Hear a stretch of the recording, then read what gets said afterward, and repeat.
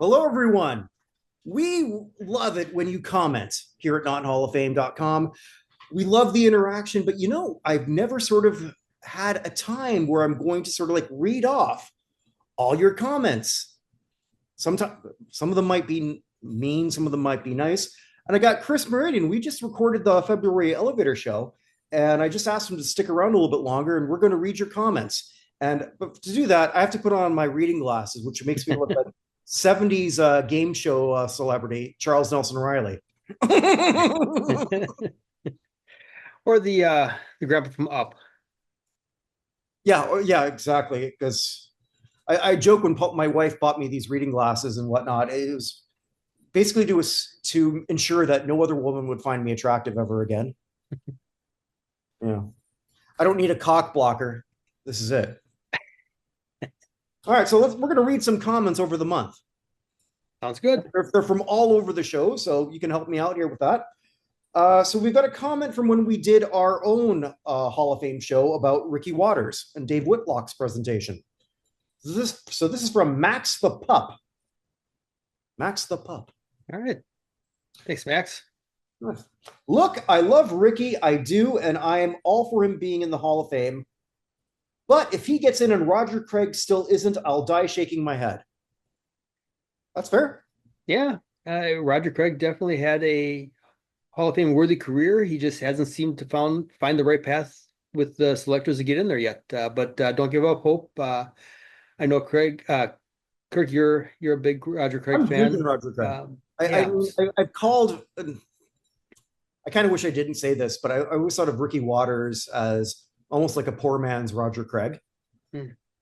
But that doesn't feel right anymore. The more I'm sort of doing a deep dive into Ricky's career, but I can't disagree with that comment. That's a great comment, and I completely agree that Roger Craig is possibly one of the biggest snubs. And I'm not a Niners guy at all. Mm-hmm. Okay, we got here from Integrity 101 on our pre-show. You were on that one. Okay. Did the pre-show for like how we sort of described that. And so what is he saying here? Eli Manning has no business even being in the conversation. It's an absolute joke that he is a finalist. Eric Allen should have been a first ballot Hall of Famer. Well, he's in the Hall of Fame now, but when he wrote this, that wasn't the case. The disrespect he gets needs to end. Look at his numbers and look at him play. He was elite. Well, he's in. So there we go. On a short that my webmaster created, that Ted created, NFL linebacker debate, who's the GOAT? And this is from 10 inches. 10 inches? Really, dude? Okay. Jim Kelly was a dick. Biscuit, we're talking about Cornelius Bennett, was a good guy. Met them at a preseason game in Nashville, Tennessee. Kelly came out and screamed at a bunch of kids for asking for an autograph. Ugh, that's not good. Bennett was graceful and signed them all. So did Vinny Testaverde. Okay. There you go. Athletes, if you're watching, take care of the kids. Sign the autograph. There's going to be a day when people don't want to ask you for your autograph anymore. And someone cosplaying as Charles Nelson Riley is going to comment on that. Okay, what else we got here? All right, new comment on the finalists revealed of the Pro Football Hall of Fame. This is actually black means pale skin. He's just commenting that Eric Allen and Antonio Gates made the cut, and he's happy. So are we. Yeah. All right. On Eric Allen, holy crap, we got a lot of people talking about Eric Allen. On a short called Eric Allen Stats. Michael Bates 4664. He made it, bro. Hall of Fame class of 2025. All right, a lot of people happy about Eric Allen. Yeah, Eric was a very deserving candidate. Not one that was kind of talked about beforehand as somebody that had a good chance, but definitely happy with this selection as well. So this one was a short. You were in this. Hockey in Canada, Buffalo's championship dream. Because Ted, our wonderful webmaster, he just sort of chops these up. Paul Hanley -F9X. It's our game, but I love Buffalo too. I've always had a soft spot for Buffalo. Yeah, I think the proximity there with the two countries right there, it kind of tends to lean to you get some crossover. All right. Oh, comment on special episode NFL honors and Pro Hall of Fame announcements. Who was? Oh, that's actually Paul. Paul commenting on this one because when he came on to sort of like do his own thing, because I had him on to do a special episode where he had his reaction. Oh yeah, yeah. Okay. So here's Paul's. As a correction, we got clarification from a voter, plus having reviewed the new Pro Football Hall of Fame election rules, that the Hall press release was incorrect. So that's something I was Well, trying that's to what say. you talked about before. Yeah, yeah.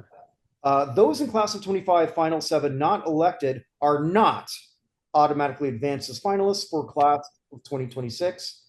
Instead, we'll go through the full process with all the other nominees. But history shows us having that made it that far, they will return. But okay.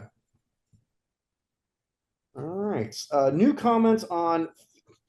I love how Ted did this fanboy moment with Hall of Fame voter Clark Judge. Was fanboying out. Yeah. This is from Kenneth Talbot 2233. I agree. Ian Anderson is an incredible musician.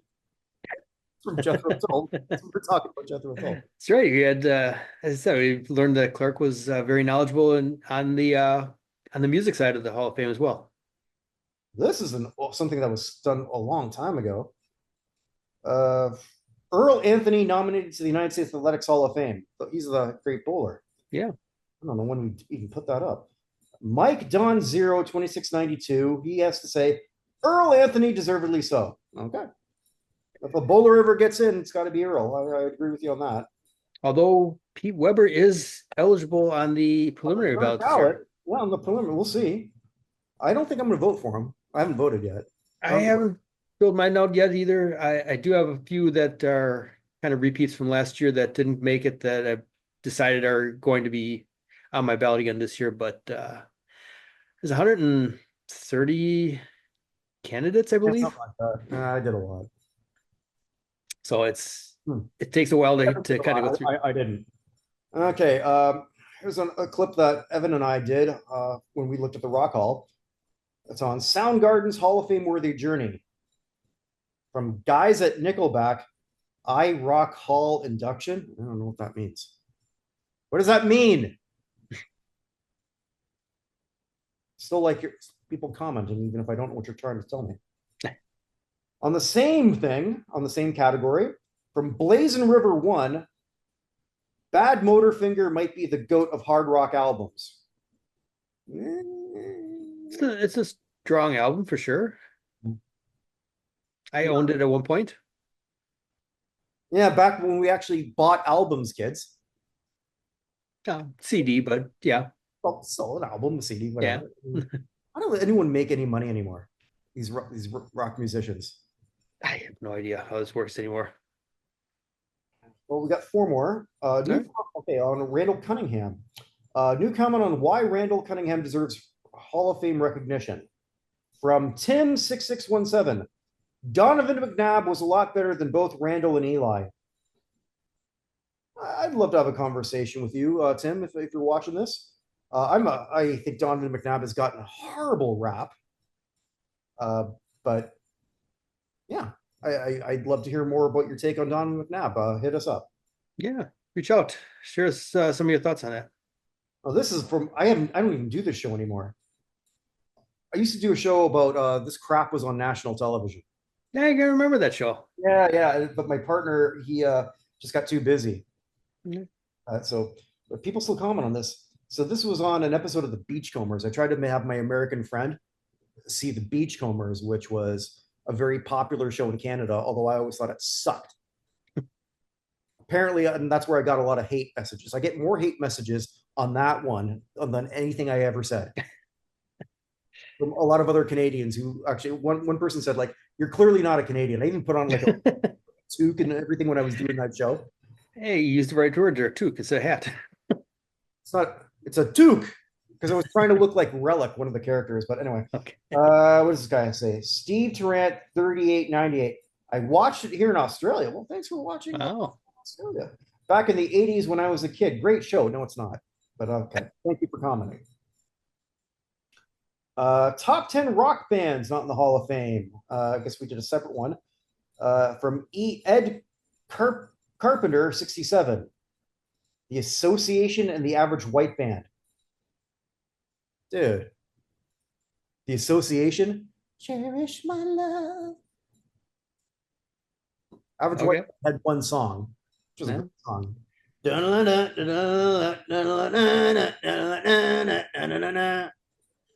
didn't help. Okay. No, a And we little got, before my time. Sorry. okay, then we got one more comment. This one I don't know how to. Oh shit.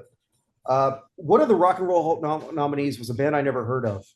They're a Mexican rock band called Maná. And thankfully, when I did the show with Evan, Evan knew who they were because he's big on Latin music. Okay. But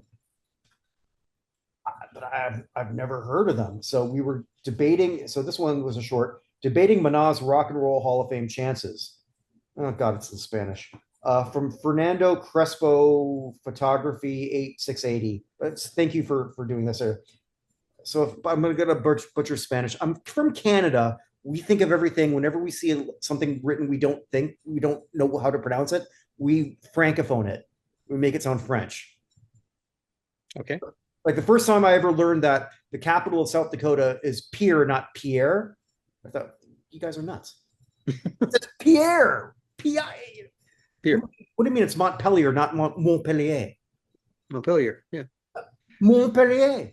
Montpelier. Montpelier. Montpellier. Okay. You guys will learn one of these days. We might.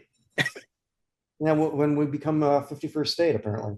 There you go. So here he says, listen mi vale clavado en un bar déjame entrar ay doctor. Okay. I've never felt more white in my life reading that out loud. Thanks for commenting. Sorry we don't share the language there. No, I'm going to. I mean, now that they're nominated for the Rock Hall, that's actually something that I'm going to spend some of my morning. I want to learn who this band is. Mm-hmm. You know, if as far as being able to understand the comment there. Well, not just the comment. Just, I mean, here's a band I am completely unfamiliar with, who made the Rock and Roll Hall of Fame finalist list, and it's sort of funny. Evan and I sort of joked a lot how I was a big proponent on an artist named Fela Kuti getting in the Rock and Roll Hall of Fame, who was the most important artist in the continent of Africa. And when I first did this, when we first doing this in the infancy of this, Evan had a great joke. He was laughing at me because I said this guy should be in, or I predicted that eventually he would, and he did. So, but I have to admit, like rock music from Mexico is not something I'm aware of. Doesn't mean I don't want to be. So if it's there on the radar, I'm going to learn it. There you go. That's the way to do it. All about learning. So with that, thank you all for everyone who's commenting. It means a lot. And even if you want to sort of insult me, I'll read the insults. Please don't be too mean, or be mean. Go ahead and insult. You know, you can insult Kirk all you want. Leave me alone, please. Make fun of my glasses. Again, my wife bought them. But anyhow, wherever you are, wherever you may be, make today count. Never comes again. Take care. Thanks.